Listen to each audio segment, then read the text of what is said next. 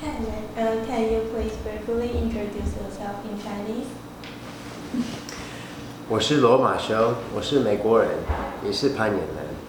我有28年攀岩，然后2002的时候，我第一次来台湾。从那个时候到现在，我的最爱的东西是龙洞攀岩，龙洞的风景，然后台湾的攀岩的社群。然后在2006，我的第一本书《龙洞传统攀登》出版，然后6年后，在2012是我的第二本书《台湾龙洞攀岩》出版。I think you can talk to me. I should look at you. Yeah. Yeah. Not look at the camera, right? Yeah. Yeah. Okay. A second question, can you introduce yourself with 3 adjectives? Okay. 3 adjectives to describe myself. I would say I'm passionate, and by that I mean if I like something, I love it. And if I love it, I have really high motivation to push myself into that thing and explore it. Second thing, I'm curious. I like to learn things. I like to experience things. I like to meet people. I like to go to new places. And third thing, definitely, I'm very, very grateful. I'm grateful for all the good things that happened to me in my life and all the people I got to meet and just the amazing experiences that life has given to me. Okay. When did you start to rock climbing? I started climbing as a student. I started rock climbing as a student in university. That was 1992.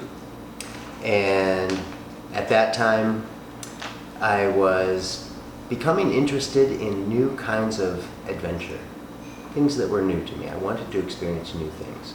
And when I first heard about rock climbing, I had never heard of this before. Somebody described it to me, and I thought, that sounds like the most amazing thing. And I really, really wanted to do this. And I was sure that I was going to love it. And then, with some friends in university, I finally got the chance to try it.